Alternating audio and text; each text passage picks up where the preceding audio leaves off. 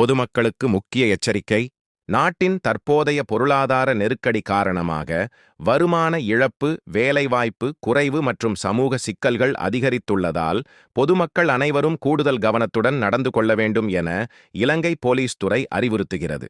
குறிப்பாக பள்ளி ஆசிரியர்கள், மாணவர்கள், பெற்றோர்கள், வேலைக்கு செல்லும் ஆண்கள் மற்றும் பெண்கள் அனைவரும் பாதுகாப்பு விதிமுறைகளை கடைபிடிக்க வேண்டும்.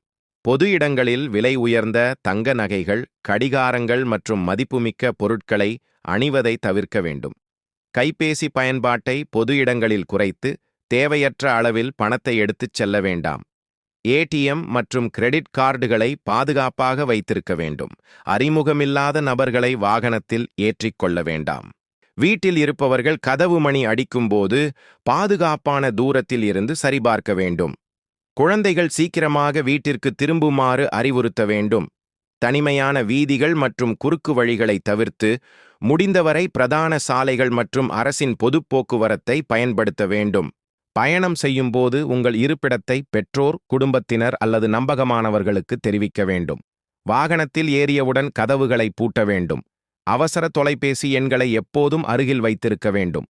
கூட்டம் மிகுந்த இடங்களில் நீண்ட நேரம் தங்குவதை தவிர்க்க வேண்டும்.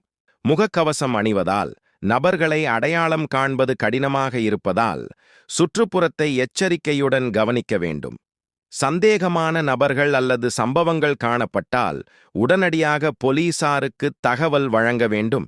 நிலைமை சீராகும் வரை குறைந்தது சில மாதங்கள் இந்த பாதுகாப்பு வழிமுறைகளை அனைவரும் பின்பற்றி தங்களையும் தங்களது குடும்பத்தையும் பாதுகாக்க வேண்டும்.